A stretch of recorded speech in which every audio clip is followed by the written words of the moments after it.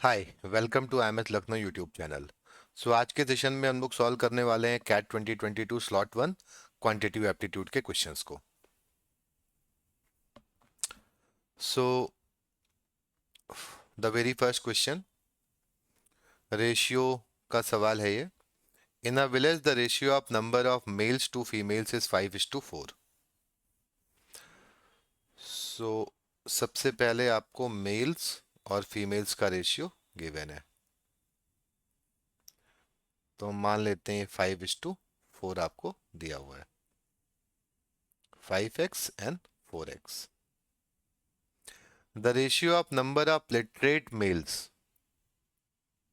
तो मेल में लिटरेट लोगों की बात की गई है और फीमेल में लिटरेट्स की बात की गई है। इनका रेशियो आपको दिया गया 2:3। तो अगर हम मान लेते हैं कि ये 2k है, then this value would be 3k।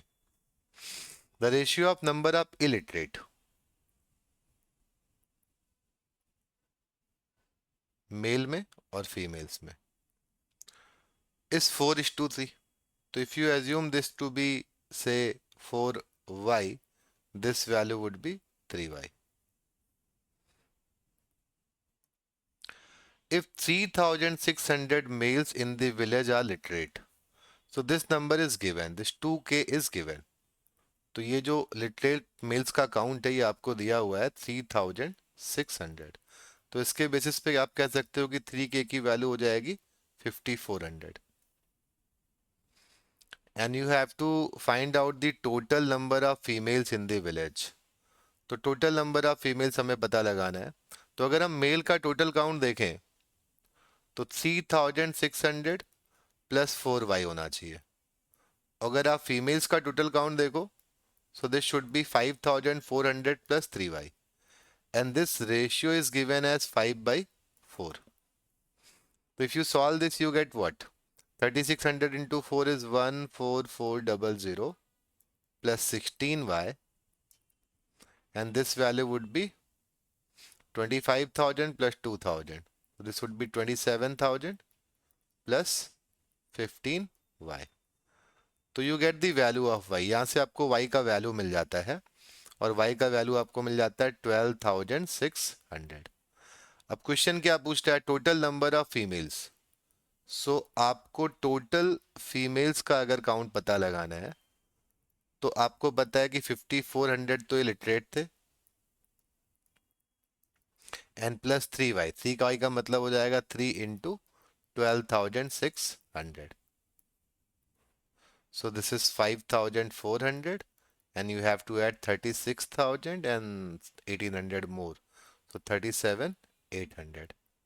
So finally this number would be 43,200. So 43,200 should be the answer to this question. अगला सवाल देखते हैं।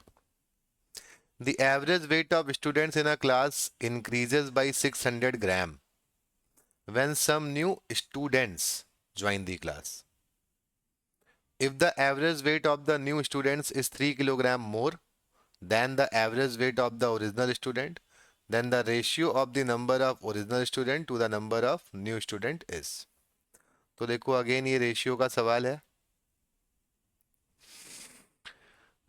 तो यहाँ पे कुछ हम एज्यूम कर लेते हैं। अगर हम मान लेते हैं कि क्लास में पहले से जो लोग थे वो n थे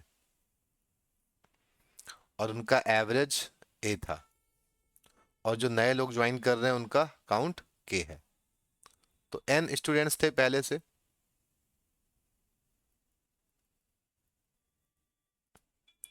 a क्या था उनका? एवरेज था, और k is the number of new students who joins.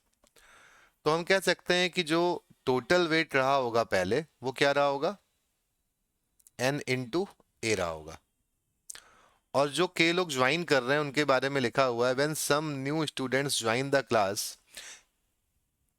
Average increases by 600 gram and average of the weight of the new students is 3 kilogram more than average weight of the original students. तो ये जो के लोग join कर रहे हैं इनका average 3 kilogram ज्यादा है, तो अगर हम ग्राम में बात करें तो दिस शुड बी 3000। और अब टोटल नंबर आप लोग हो जाएंगे n plus k, and this new average is equal to old average plus 600। तो इसको अगर हम सिंप्लीफाई करते हैं तो यहां से हमको मिल जाता है n into A plus k into A plus 3000k is equal to n into A plus 600n plus k into A n plus 600k। तो n a k a gets cancelled and you get a relation 2400k is equal to 600n। तो यहाँ से आपको जो पहले से number of students थे n और जो नए ज्वाइन करते हैं k, उसका रेशियो भी मिल जाएगा। So n upon k would be equal to 4:1। So option C. So an easy one, not a difficult question. अगला सवाल देखते हैं। For any natural number n, suppose the sum of first n terms of an arithmetic progression is n plus 2n square। तो यहाँ पे आपको बताया गया कि जो n टर्म्स है उसका सम जो है वो n प्लस 2n स्क्वायर है। और फिर लिखा हुआ है if the nth term of the progression is divisible by 9 then the smallest possible value of n is. तो अगर देखो तो ये n टर्म्स का सम है, तो अगर हम एक टर्म पहले तक जाते हैं, सपोज हम n माइनस 1 टर्म्स तक जाते हैं, तो ये सम क्या आएगा, ये आएगा n minus 1 plus 2 times n minus 1 square. So this value would be equal to what, इसको सॉल्व कर लेते हैं। तो n minus 1 and this would be 2n square plus 2 minus 4n। So finally आपको मिल जाता है 2n square minus 3n n plus 1। ये आपको सम मिलता है कितने टर्म्स का, n माइनस 1 टर्म्स का। तो अब अगर हमें nth टर्म पता लगाना है तो हम n टर्म्स का जो सम है उसमें से एक पहले वाला जो टर्म तक का सम है उसको लेस कर देते हैं। तो अब देखो ये डिफरेंस क्या मिलेगा, अगर हम सब्ट्रैक्ट करेंगे तो 2n square gets cancelled and this difference would be 4n minus 1। अब इस सवाल में बोला गया है कि this number should be divisible by 9, तो ये नंबर 9 के टाइप का होना चाहिए। तो अब अगर हम 9 से डिविजिबल नंबर्स की बात करें तो सबसे पहला नंबर आपके माइंड में 9 आता है, फिर 18 आता है, फिर 27 आता है, फिर 36 आता है एंड सो ऑन। तो अगर हम ये वैल्यूज पुट करते हैं तो आपको n, पहली बात तो नेचुरल नंबर मिलना चाहिए, तो अगर आप 9 रखते हो तो 4n माइनस 1 अगर आप 9 रखते हो तो n की वैल्यू आती है 10/4, तो ये रॉन्ग हो गया। अगला अगर आप 18 रखते हो तो आपको यहाँ से n की वैल्यू क्या मिलेगी, 19/4, तो ये भी रॉन्ग हो गया। 27 रखते हो तो आपको n की वैल्यू मिल जाती है 28/4 विच इज 7। तो 7 तो इसकी वैल्यू हो सकती है और स्मॉलेस्ट पॉसिबल वैल्यू पूछी गई है, तो आंसर शुड बी 7। तो ये अरिथमेटिक प्रोग्रेशन का बहुत ही कम कैलकुलेशन वाला सवाल था। अगर आप ध्यान से इस सवाल को पढ़ेंगे तो ये बड़ी आसानी से सॉल्व हो सकता था। क्वेश्चन नंबर 4 मॉडुलस फंक्शन से सवाल है। मॉडुलस फंक्शन कैट में आमतौर पे जिन लोगों ने हायर मैथ्स थोड़ी पढ़ी है उनके लिए तो ये इजी सवाल होता है, but otherwise most of the Janata in questions को नहीं अटेम्प्ट कर रही होती है। हाउएवर अगर आप कैट की प्रिपरेशन के दौरान मॉडुलस फंक्शन अच्छे से पढ़ते हैं तो ये सवाल प्रैक्टिकली बहुत डिफिकल्ट नहीं होते हैं। तो चलो ये सवाल देखते हैं हम लोग। तो यहाँ पे आपको दिया गया है एक इंफॉर्मेशन, सबसे पहला कि a 0 से बड़ा है और x a से बड़ा है। 0 लेस देन और equal to a less than और equal to x less than और इक्वल टू 100। तो पहली इंपॉर्टेंट इंफॉर्मेशन तो ये है। और उसके बाद आपको ये बताया गया है जो मॉड में लिखा हुआ है कि F of X is equal to mod of X minus A plus mod of X minus 100 and plus mod of X minus A minus 50। तो देखो एक चीज तो आपको पता है कि a से x हमेशा बड़ा है, मतलब अगर x a से बड़ा है तो ये तो x माइनस ए हमेशा ग्रेटर देन 0 ही होगा। तो यहाँ पर हम डायरेक्टली मॉड को हटा करके क्या लिख सकते हैं, हम कह सकते हैं कि इस रेंज में ये वैल्यू हमेशा ही x माइनस ए आएगी, मतलब दिस इज ऑलवेज पॉजिटिव। और 100 से x देखो हमेशा लेस है, 0 से बड़ा है, तो ये हमेशा नेगेटिव आएगा। तो ये जो वैल्यू है ये हो जाएगी किसके बराबर, इसके बेसिस पे हम कह सकते हैं कि मॉड ऑफ x माइनस ए हमेशा x माइनस ए मिलेगा। लेकिन ये जो मॉड ऑफ x माइनस 100 है ये आपको नेगेटिव मिलने वाला है, तो इसको आप जब मॉड हटाओगे तो क्या लिखोगे, 100 माइनस एक्स लिखोगे। तो अब यहाँ से हम कह सकते हैं कि हमारी इक्वेशन जो एफ एक्स है वो फाइनली बन जाती है x minus A plus 100 minus X N plus X minus A minus 50, ये बन जाती है।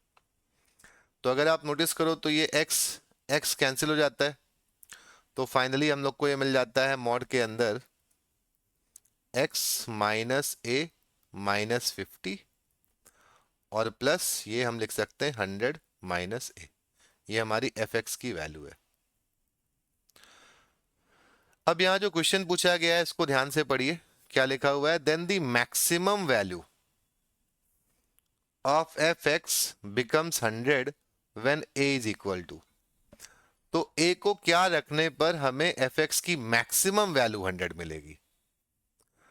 तो अब हम चाहें तो इस सवाल को ऑप्शन के थ्रू भी जाकर के सॉल्व कर सकते हैं, या इसको इक्वल टू 100 लिख करके ग्राफ के मेथड से भी कर सकते हैं।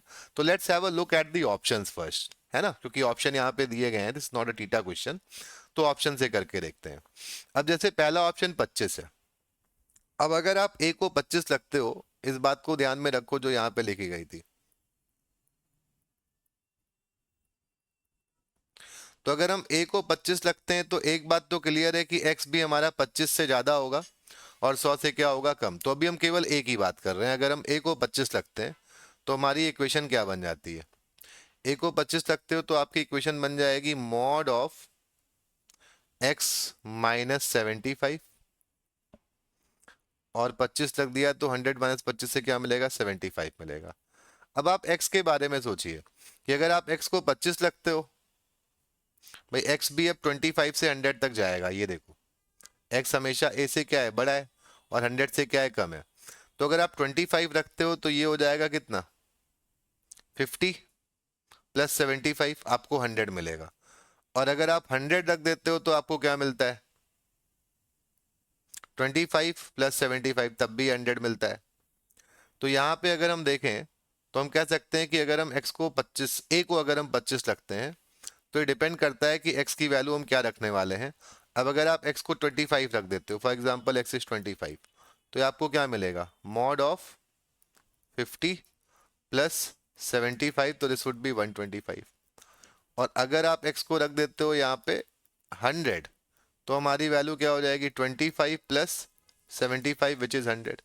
तो हमें मैक्सिमम वैल्यू 100 नहीं मिल रही है, मिनिमम वैल्यू 100 मिल रही है।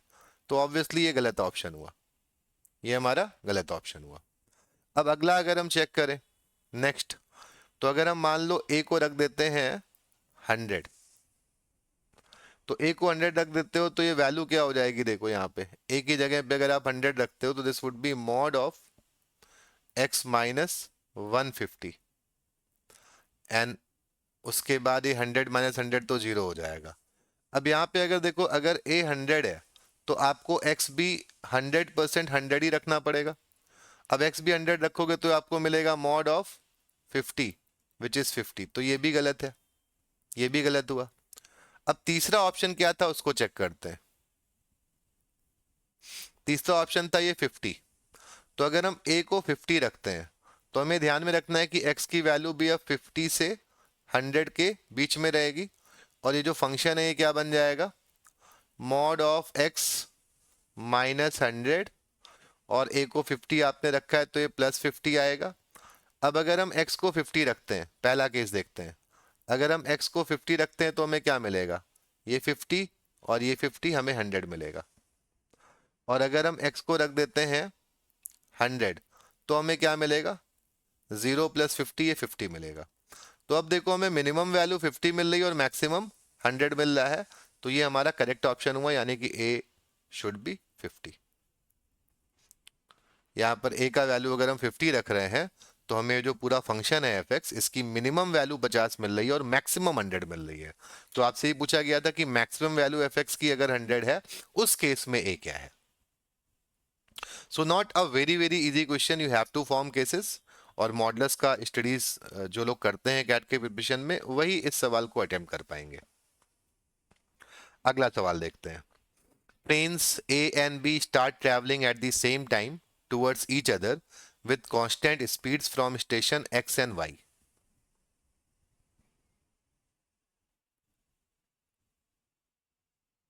तो देखो, X और Y दो स्टेशन हैं, और ट्रेन A इधर जा रही है और ट्रेन B इस तरफ जा रही है respectively. Train A reaches station Y in 10 minutes, तो ट्रेन A को टोटल टाइम जो लग रहा है वो 10 मिनट का लग रहा है, एंड ट्रेन बी को 9 मिनट लग रहा है to reach station X after meeting train A. तो पहली बात तो इन लोग की कहीं पर मीटिंग हो रही है, मान लेते हैं एम पॉइंट है, इस पे मीटिंग हो रही है, ये मीटिंग हो रही है पॉइंट एम पे। तो अगर हम देखें तो मीटिंग वाले सवालों में कॉन्सेप्ट हम लोग पढ़ते भी हैं। तो अगर हम मान लेते हैं यहाँ पे कि जो समय लग रहा है, time for meeting is T minutes, तो हम कह सकते हैं कि ए को मीटिंग के बाद जो टाइम लग रहा है,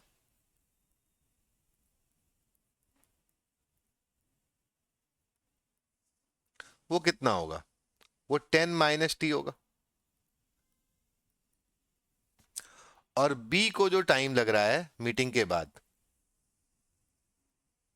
वो क्वेश्चन में दिया हुआ है कि वो 9 मिनट है। क्वेश्चन को एक बार आप ध्यान से सब लोग पढ़िए, क्योंकि देखो साफ साफ देखा था कि ट्रेन ए रीचेज वाई इन 10 मिनट, तो इसको टोटल 10 मिनट लग रहे थे। तो अगर टी मिनट मीटिंग में लग रहे थे, तो मीटिंग के बाद 10 - टी लगा।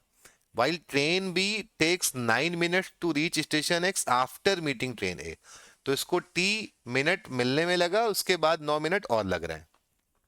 तो ऐसे में एक बड़ा फेमस सा कॉन्सेप्ट हम लोग पढ़ते हैं कि अगर मीटिंग टी मिनट के बाद हो रही है, और मीटिंग के बाद एक को ए मिनट लग रहा है, एक को बी मिनट लग रहा है, तो ऐसे में जो मीटिंग वाला टाइम होता है, उसका square would be equal to meeting के बाद वाले टाइम्स का प्रोडक्ट, 10 - टी × 9। तो ये बहुत ही कई बार कैट में इस कॉन्सेप्ट पे सवाल आ चुके हैं। जनरली अगर आप टीएचडी पढ़ते हैं तो ये कॉन्सेप्ट जरूर आपने देखा होगा। तो इसको हम लोग यूज कर सकते हैं। यहाँ पे कहीं ना कहीं देखा जाए तो इट एंड ट्रायल से भी वैल्यू पता चल जाती है। हाउएवर, बहुत हुआ तो आप यहाँ पे क्वाड्रेटिक इक्वेशन बना लोगे। तो यहाँ पे देखो क्या बन जाएगा, टी² + 9t - 90 इज इक्वल टू 0। तो आपको देखो 9 बनाना है और ये 90 है, तो 90 के फैक्टर्स में 9 कैसे मिलेगा? तो अगर आप देखो तो 15 × 6 से 90 होता है, और 15 - 6 से 9 मिलता है। तो यहाँ पे आप कह सकते हो कि हो जाएगा t + 15 and t - 6 is equal to 0। तो आपको यहाँ से t की वैल्यूज मिल जाएंगी। एक वैल्यू होगी -15 जो कि पॉसिबल नहीं है, और दूसरी वैल्यू आपको मिलेगी 6। तो अब अगर t की वैल्यू आपको 6 मिनट मिल गई, तो सवाल यहाँ पे आपसे क्या पूछा गया है? By train B to travel from station Y to X. तो ट्रेन बी को टोटल जो समय लग रहा है वो आपसे पूछा गया है। तो टोटल समय जो ट्रेन बी को लग रहा होगा, ये 9 मिनट, और 6 मिनट ऐड कर दोगे तो आंसर शुड बी 15। 9 मिनट मिलने के बाद और 6 मिनट मिलने के पहले, so answer should be 15 minutes. So not a very difficult question for those who have studied this concept. और अगर ये कॉन्सेप्ट का शॉर्टकट नहीं पता है, तो थोड़ा सा समय आपको ज्यादा लग सकता है इस सवाल को करने में। अगला सवाल देखते हैं, ज्योमेट्री टॉपिक से है ये। A trapezium ABCD has side AD parallel to BC। तो एक ट्रेपेजियम हम लोग को बनाना है,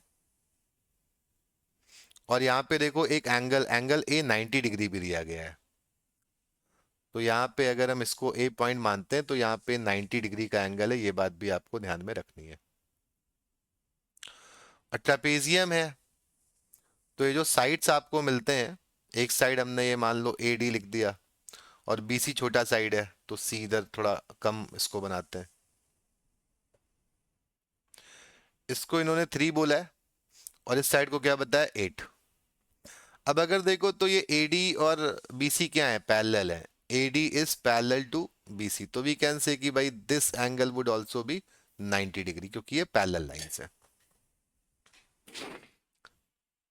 अब यहाँ पे ट्रेपेजियम का पेरीमीटर आपको बताया गया 36। तो ट्रेपेजियम के दो साइड जो अननोन है उसको हम कुछ वैल्यू मान लेते हैं। Suppose this side is A and this side is B, और आपको एरिया पता लगाना है।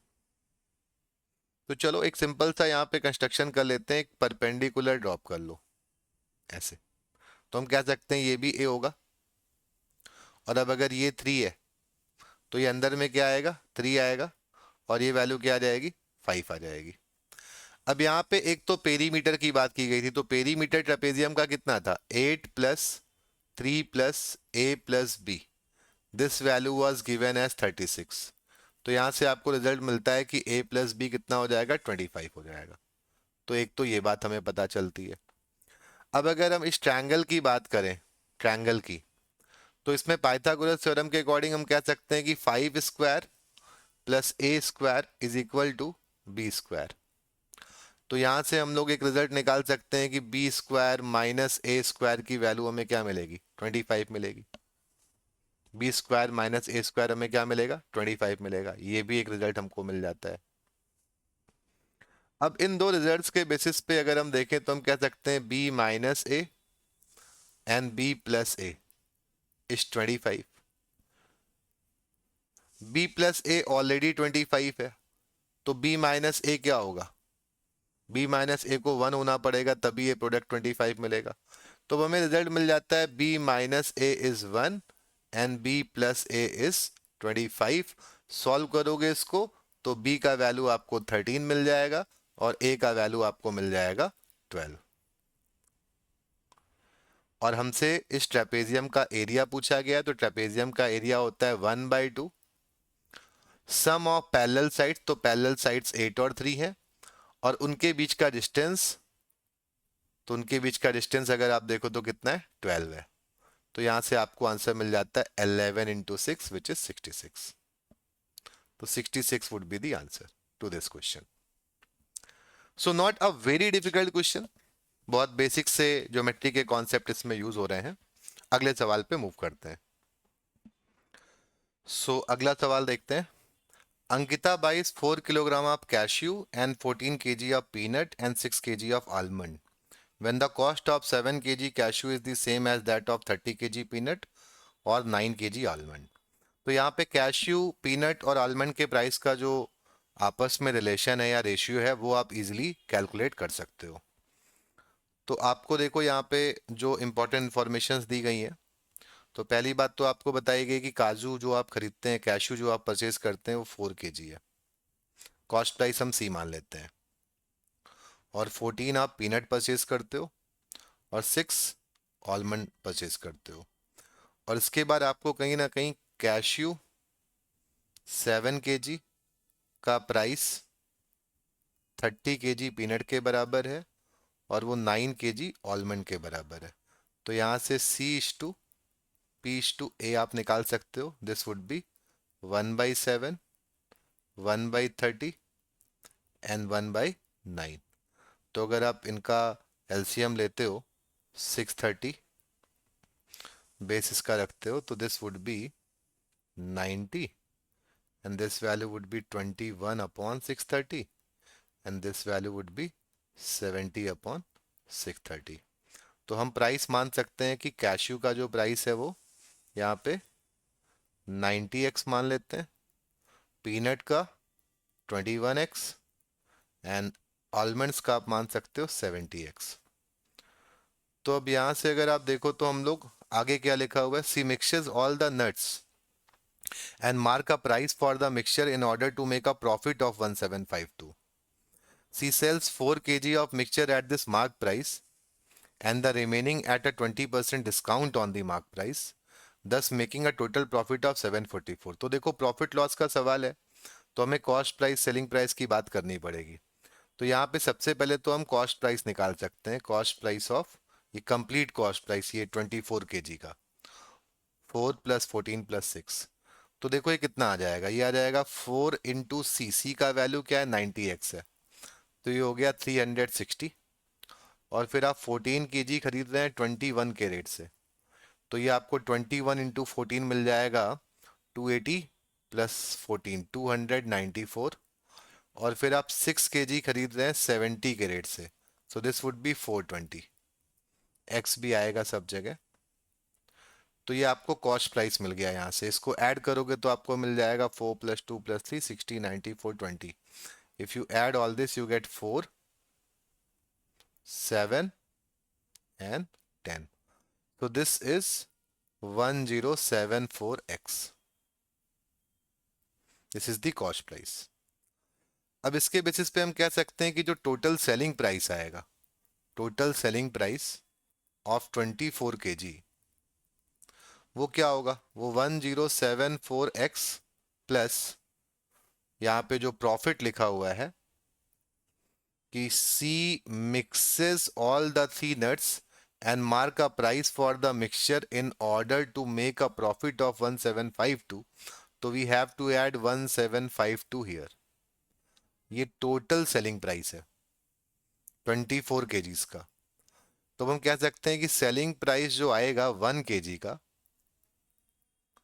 वो क्या होगा, वो डिवाइडेड बाई 24 हो जाएगा, 1074x प्लस 1752 डिवाइडेड बाई 24, ये प्राइस आएगा। तो देखो ये थोड़ा कैलकुलेटिव सवाल है, काफी कुछ यहाँ पे आपको कैलकुलेट करना पड़ेगा।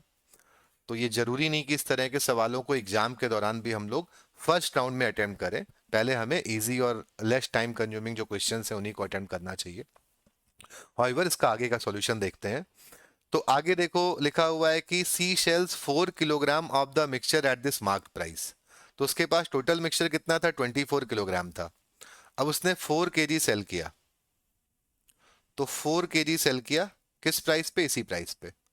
तो ये प्राइस है 1074x प्लस 1752 अपॉन 24, तो ये उसको मिलेगा। और फिर उसने रिमेनिंग को सेल किया 20% डिस्काउंट पे, तो रिमेनिंग मिक्सचर हो जाता है 20 किलो। और उसका सेलिंग प्राइस जो है वो अभी जो आपका मार्क प्राइस है इस पे आप डिस्काउंट भी दोगे, तो 1752 अपॉन 24। और डिस्काउंट दिया आपने इसको क्या कर दिया 20%, तो ये बच गया कितना 80%, दस making a total profit of 744। तो ये जो वैल्यू आपकी आएगी ये कॉस्ट प्राइस से 744 रुपीज ज्यादा आएगी। तो देखो ये काफी कैलकुलेशन बढ़ती जा रही है इस सवाल में, है ना। तो थोड़ा अलर्ट होके करिएगा कैलकुलेशन। अब देखो कैंसिल कर लेते हैं, तो 4 से इसको हम लोग लिख सकते हैं 6, 0 0, 4 से 2 से कैंसिल करते हैं तो ये 4 हो जाएगा और ये 5 हो जाएगा। 5 से करते हो तो ये आपका हो जाएगा कितना 4, और 4 से करते हैं तो ये 6 हो जाएगा। तो 6 6 चलो कॉमन ले लेते हैं, तो ये 4 + 1 आपको मिल जाएगा। इस तरफ देखो, अब मैं यहाँ पे लिख रहा हूँ, इधर कैलकुलेट कर रहा हूँ। तो देखो we can write 5/6 1074x plus 1752 is equal to 1074x plus 744। तो अब देखो x वाली चीज एक तरफ ले जाते हैं तो this would B 1/6 into 1074x, और इधर आपको मिल जाएगा 5/6 इंटू 1752 माइनस 744। तो ये 6 से डिवाइड कर दो इसको, देखो ये क्या मिलता है 292। तो 5 इंटू 292 करते हैं तो ये आपको मिल जाएगा 1000 एंड ये 450 एंड 20, तो ये आपको मिल जाता है 1170 1170 1160, 450 प्लस 10, तो ये आपको मिल जाता है 1160 -744। तो आपको फाइनली देखो ये वैल्यू क्या मिलती है, 7 और ये 4 है, तो ये आपका हो जाएगा 416। तो देखो थोड़ा कैलकुलेशन बढ़ती जा रही है यहाँ पे। तो x का वैल्यू आपको मिलता है 416 × 6 अपॉन 1074। 6 से डिवाइड कर देते हैं,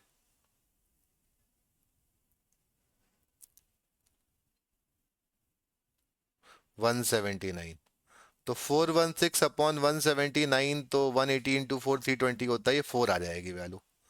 तो फाइनली आपको x की वैल्यू मिलती है 4। तो x इज 4। देखो काफी कैलकुलेशन के बाद हम लोग 4 पे पहुंचे। अब हमें देखना है, हमसे पूछा क्या गया है, then the amount in rupees that she had spent in buying almonds. तो देखो ऑलमंड्स हमने बाई कितना किया है, सबसे पहले तो ऑलमंड हमने बाई किया है 6। ऑलमंड हमने 6 बाई किया है, और उसका रेट क्या था, 70x था। तो 6 × 70x करोगे अब, तो हमने 6 किलो बाई किया है, और ये की वैल्यू 70x आई थी। अब हम x निकाल चुके हैं, तो दिस वुड बी 6 × 70 × 4। तो 70 × 4 280, 280 plus 6 is 1680, which is your first option. So 1680 will be your answer. So this question was quite calculative.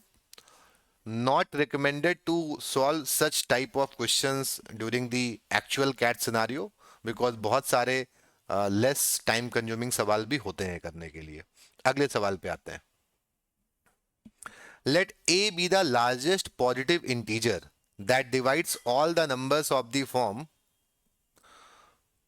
all the numbers लिखा हुआ है, तो ध्यान से पढ़िएगा।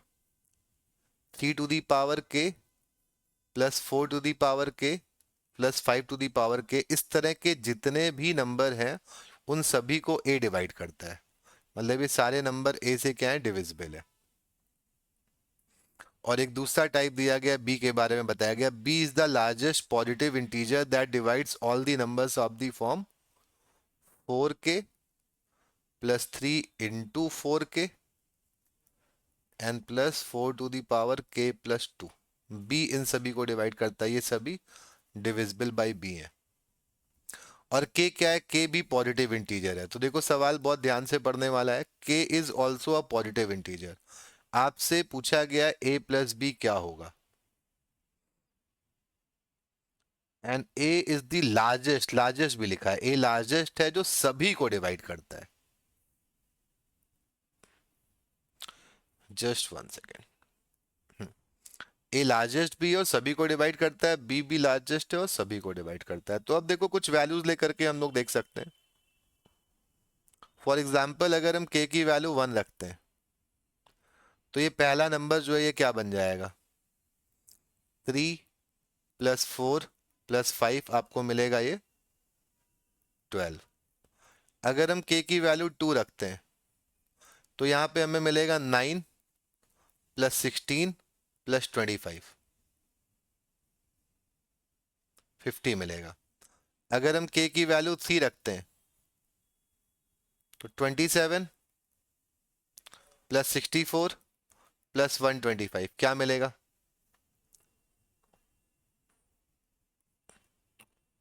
तो 125 प्लस 27 करेंगे तो 152, एंड 152 में हम 64 ऐड करेंगे तो हमें मिल जाएगा 216।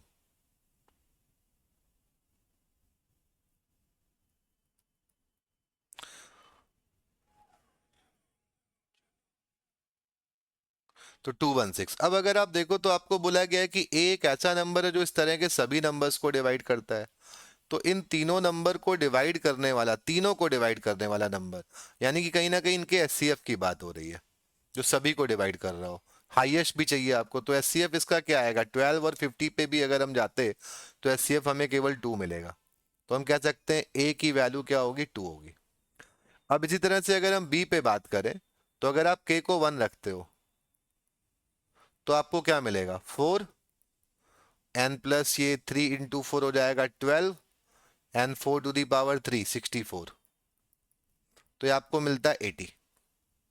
अगर हम k की वैल्यू 2 रखते हैं तो देखो क्या मिलता है, 16, एंड ये 4 स्क्वायर इंटू 3 हो जाएगा 48 एंड 64। तो अभी ऐड करते हैं तो ये हो गया 112।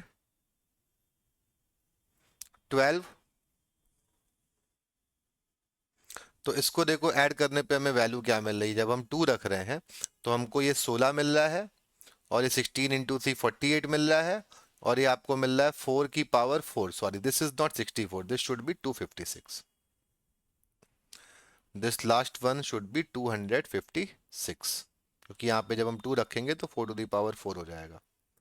अब ऐड करने पे आपको ओवरऑल वैल्यू क्या मिल रही है, 240, 56, 16, 8, तो ये आपको मिल रहा है 320। तो अब अगर देखो तो हमें और वैल्यू चेक करने की जरूरत ही नहीं, क्योंकि b क्या है, b इसको भी डिवाइड कर रहा है, इसको भी डिवाइड कर रहा है, तो b इन दोनों का एचसीएफ होगा, इन दोनों का एचसीएफ साफ साफ दिख रहा है क्या आने वाला 80, तो b का वैल्यू क्या होगा 80 होगा।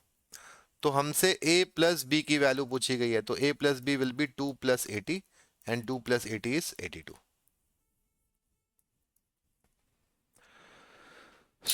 पहले 8 क्वेश्चन जो कैट 2022 स्लॉट 1 के क्वांटिटेटिव एप्टीट्यूड के थे वो हमने इस वीडियो में सॉल्व कर लिए हैं। अगले वीडियो में हम लोग रिमेनिंग कैट 22 के जो क्वेश्चंस हैं स्लॉट 1 के उनको सॉल्व करेंगे। Thank you.